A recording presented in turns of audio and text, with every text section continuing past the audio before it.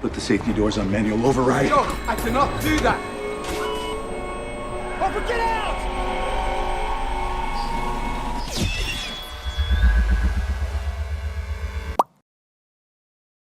In my group, we study and develop materials to make nuclear power safer. If you want to do a neat demo, we can actually make some stainless steel from scratch and fire up the arc melter. Yes, I definitely want to do that. Okay. So we have a few projects in this lab. One of them is to produce what I call the fuel cladding of the future.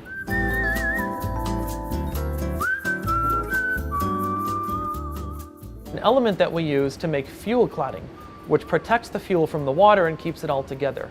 At Fukushima, the simultaneous earthquake and tsunami knocked out the reactor and its backup safety systems, so the reactor wasn't able to keep the core cool. The fuel got so hot that it boiled the surrounding water into steam, which reacted with the zirconium in the fuel rods. Unfortunately, when zirconium reacts with steam, it also makes hydrogen gas, and it's the hydrogen gas that exploded.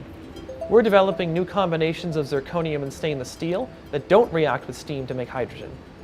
So this right here is a zirconium steam oxidation facility. We take different alloys of zirconium, cut into little pieces, then put them through hanging on a bunch of strings in this chamber right here, and then send in steam at 400 degrees Celsius to simulate what would happen in a nuclear reactor in an accident condition. There's a second project in which we can measure material property changes as they happen during radiation, using a technique that's kind of a mouthful. We call it dual heterodyne transient grating spectroscopy.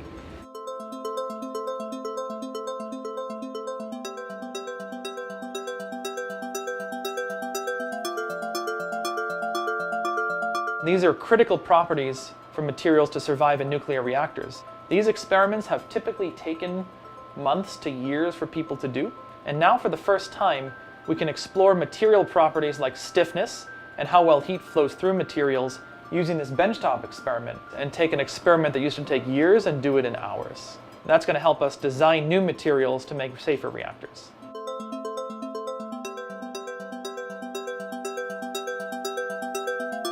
Our lab's coming up with the first way that we know about, where we can actually measure the stored energy, tiny amounts of energy. We're talking microjoules that usually you can't even see.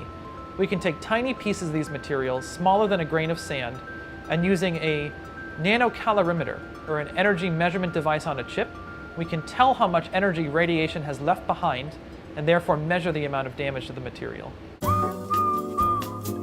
So the big contraption you see before you is our home-built and home-building vacuum atomic force microscope. We don't want anything to stick to anything in a reactor, because then you might get this, the technical term for what you get is CRUD, believe it or not. Stands for Chalk River Unidentified Deposits. All it is it's corrosion products that stick to the fuel rods and get super radioactive. It's one of the big problems in reactors today, and we think we have a way to solve it. The atomic force microscope actually brings a little piece of this crud in contact with a material and measures how hard it is to pull it off. And that's the stickiness that we're measuring. But we have to test it out in the lab in this sort of contraption to know if we're right.